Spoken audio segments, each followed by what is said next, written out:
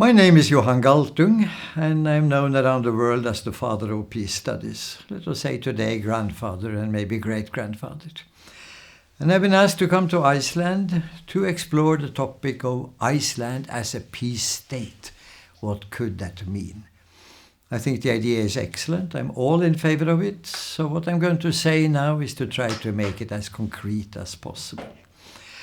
And I think that in doing so, Iceland would do the world a great favor, and the world could do Iceland a favor. Let me just start with one point. Land at the airport of Keflavik, drive to Reykjavik, and you see an enormous expanse of land just empty. It would be a fantastic stationing and training ground for United Nations peacekeeping forces. They would have to pay for some of it. They would bring in quite a lot of money, which might be interesting for Iceland, particularly in the current situation. And the UN peacekeeping forces.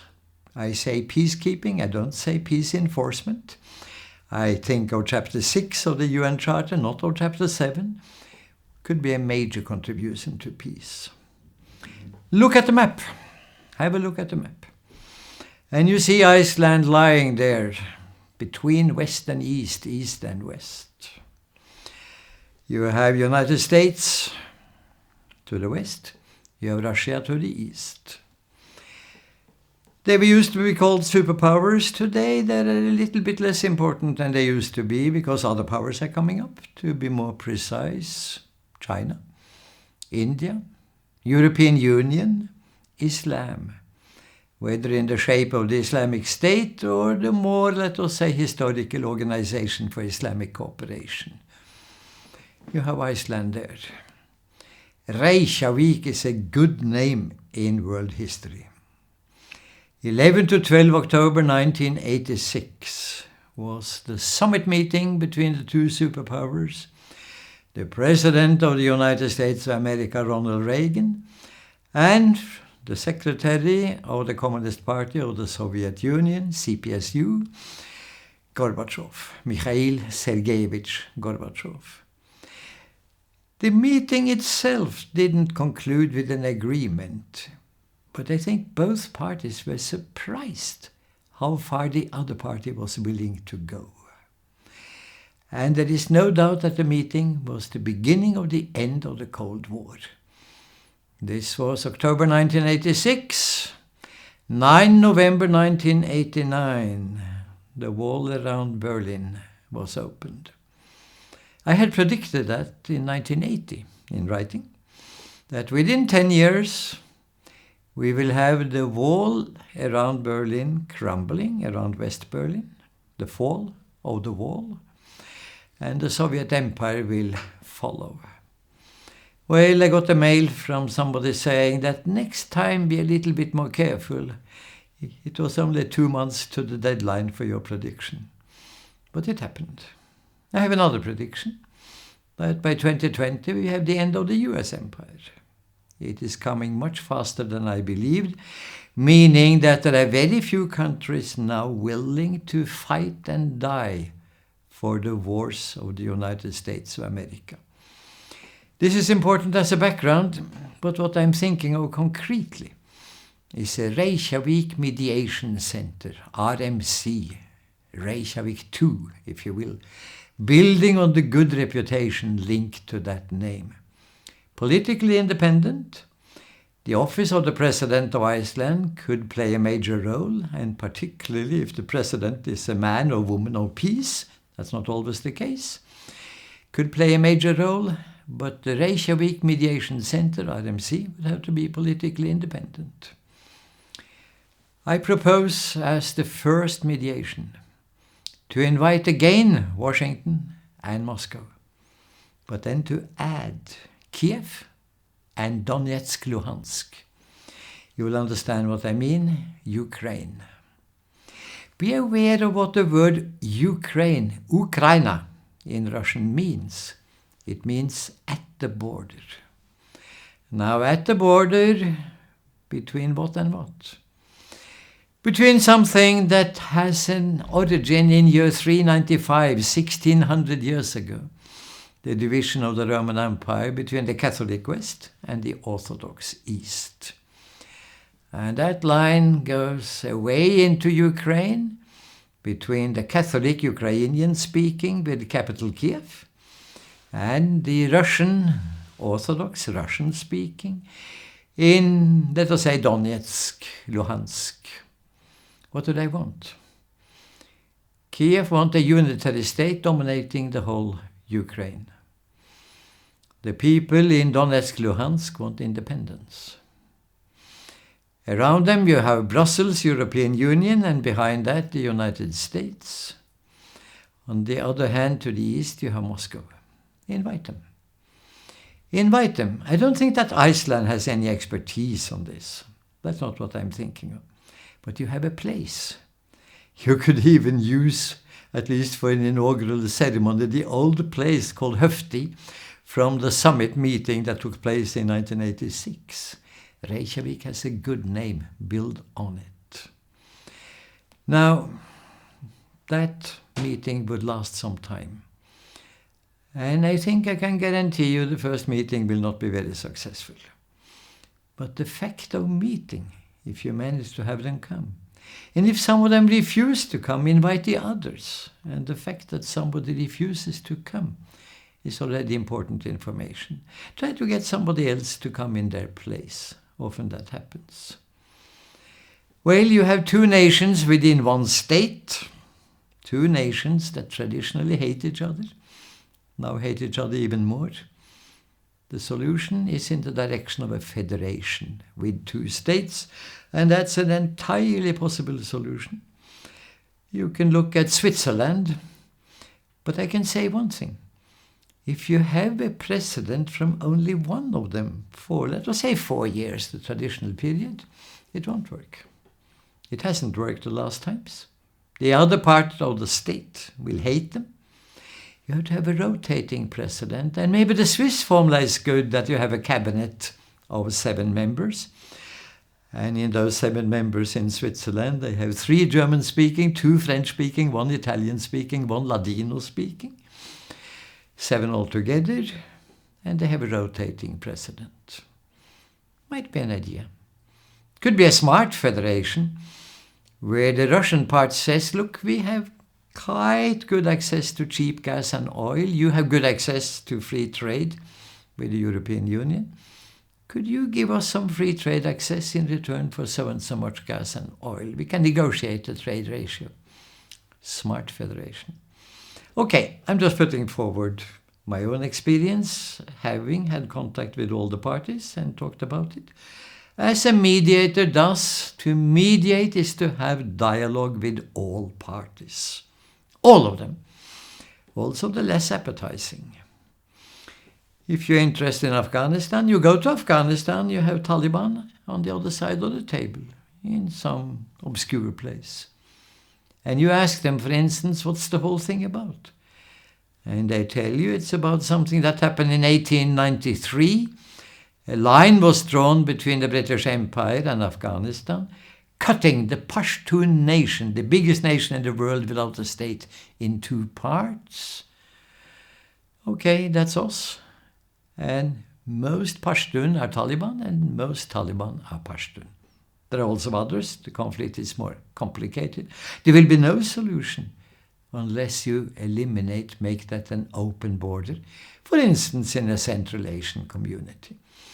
So I have indicated to you, dear viewers, some ways in which I'm thinking. Let's go back to Iceland as a peace state again. I have been saying that a Reykjavik mediation center, where the Icelanders organizing it would gain an experience for each meeting they have, could be a major gift to world peace. And the world could use the training ground I mentioned and pay for it. They could also occasionally have a meeting of the Security Council, maybe even a meeting of the General Assembly. They could maybe have a United Nations organization for conflict transformation. Conflict transformation by peaceful means, something like that. Iceland cannot be the place where you could move the whole UN. The whole UN needs a more urban place like that, but Manhattan is not the place. Manhattan has already taken a stand if you look at the inhabitants and the location. Personally, I think Hong Kong would be much better, but let's leave that aside. Back to Iceland again. There are two problems, and they have to be taken seriously. A peace state is not an ally of the world's most belligerent country. The United States of America has, since the Second World War, killed more than 20 million people in 37 countries. I don't think Icelanders in general, or in people in NATO countries in general, are aware of it, and I think the Americans don't know it. Unfortunately, that's the fact. And the fact is also military intervention 248 times.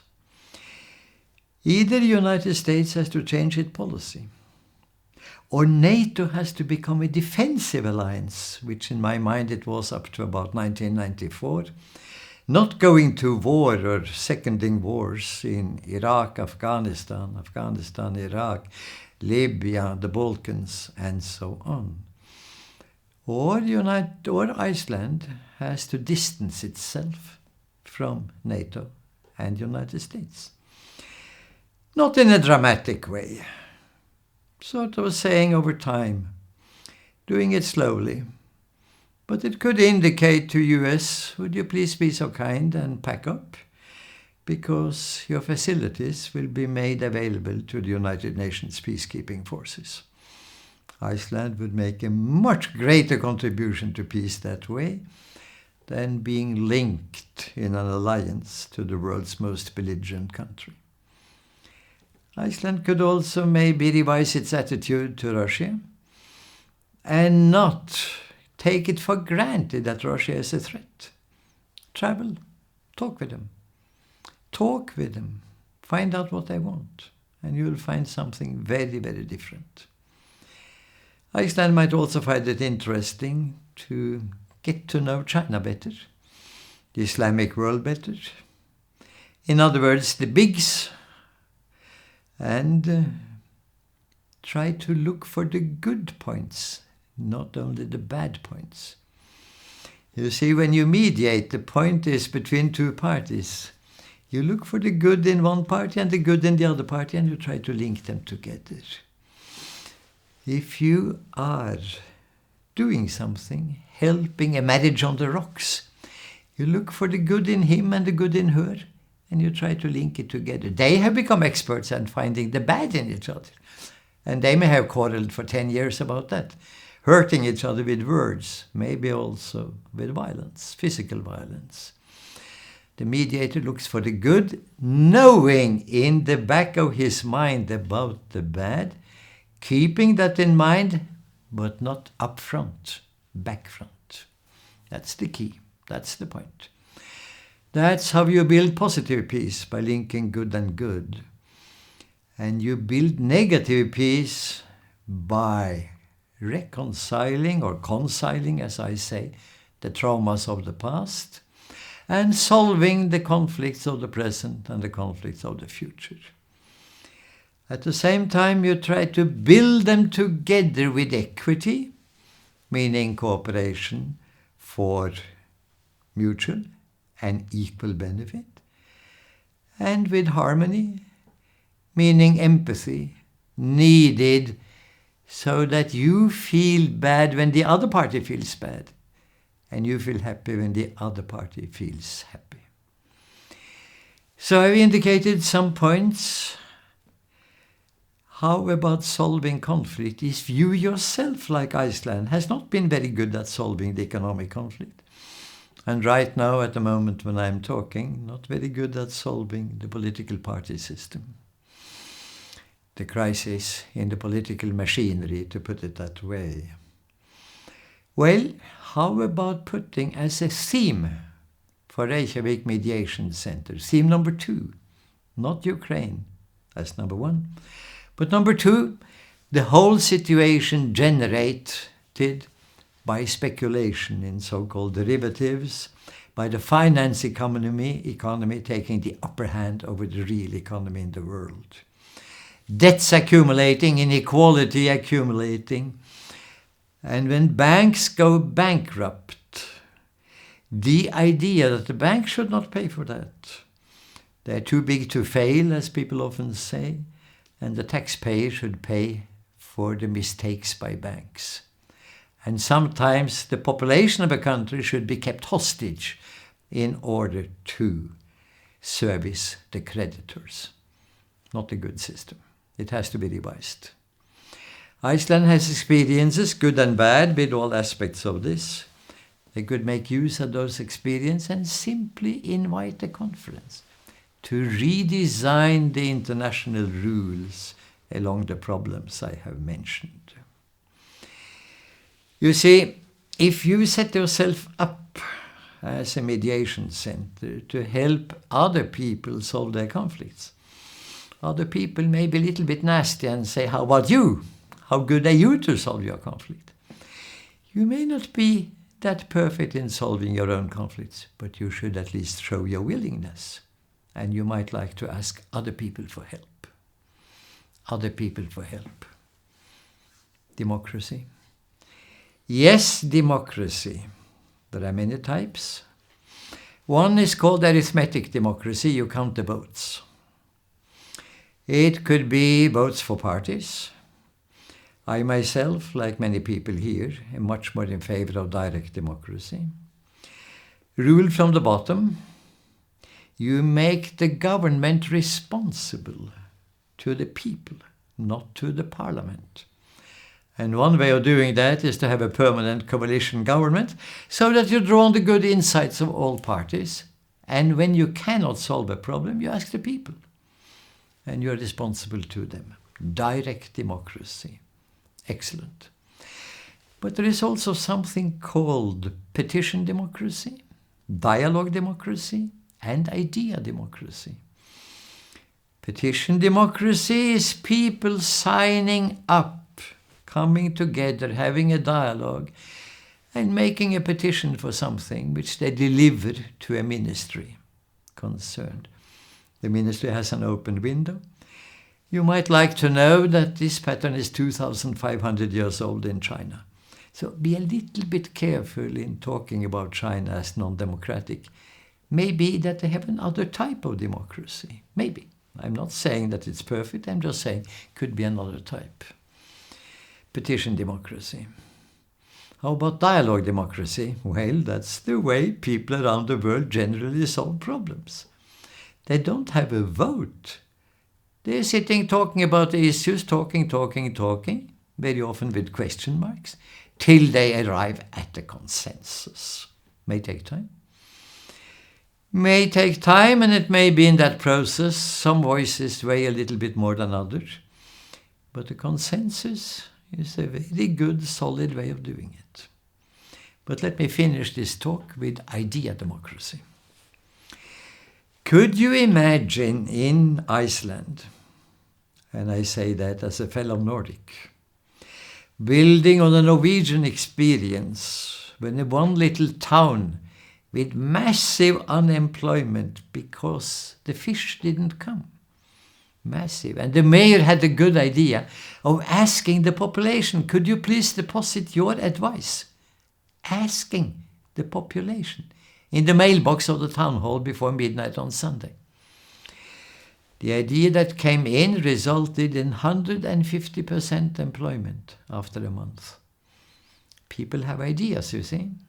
Could be that they have better ideas than politicians and experts. I'm not ruling out politicians and experts. I'm just saying that if we believe in democracy, then we should believe in demos, the people. Krasi, their rule, kratein in Greek. If you do that, ask the people in Iceland 2 questions.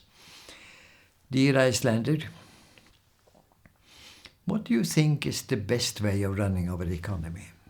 What is your idea for our economy? Question number 2. How could Iceland make a contribution to world peace? And you would practice democracy at the bottom. Thank you.